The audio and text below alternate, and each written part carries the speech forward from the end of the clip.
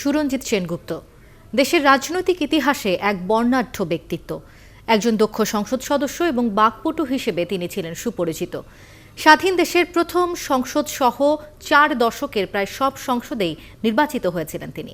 60 দশকের উত্তাল রাজনীতি থেকে উঠে আসা এই বর্ষিয়ান নেতা ছিলেন আওয়ামী লীগের উপদেষ্টা পরিষদের সদস্য। তার বর্ণাঢ্য জীবনের কিছুটা জানাচ্ছেন সৌমিত্র মজুমদার।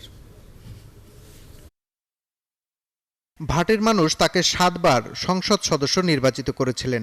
তিনি সুরঞ্জিত সেনগুপ্ত, সাম্যবাদী নেতা, মুক্তিযুদ্ধের সংগঠক ও সংবিধান প্রণেতাদের অন্যতম। জন্ম 1945 সালের 5 মে সুনামগঞ্জের দিরাই উপজেলার আনোয়ারপুর গ্রামে। 96 থেকে 2014 সাল পর্যন্ত 4 বার আওয়ামী লীগের হয়ে তিনি নির্বাচিত হন।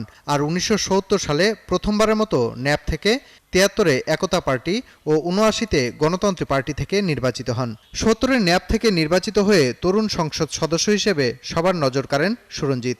70 ইংরেজির নৌকার উত্তাল জোয়ারের মধ্যেও তিনি কুড়েঘর মার্কা নিয়ে উঠে এসেছিলেন রাজনীতির মঞ্চে।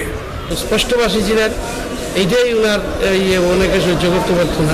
96-এ আওয়ামী লীগে যোগ দেওয়ার আগেই পরিচিতি পান ছোট দলের বড় নেতা হিসেবে। তিনি খুব স্পষ্টভাষী ছিলেন, যেটা বিশ্বাস করতেন সেটা তিনি বলতেন এবং তাতে তার কোনো দ্বিধাদ্বন্দ্ব ছিল না। যখন আমাদের দেশে প্রতি মুহূর্তে এই ধরনের রাজনৈতিক বিতণ্ডা বা পার্লামেন্ট নিয়ে বিতণ্ডা, নির্বাচন কমিশন নিয়ে বিতণ্ডা, সেই সময় সুরঞ্জিত সেনের মতো একজন অভিজ্ঞ পার্লামেন্টারিয়ান এবং বিধিবিধান জানা অভিজ্ঞ ব্যক্তি হারানো আমাদের জন্য জাতীয় একটি বিরাট লস হয়েছে বলে আমি মনে করি।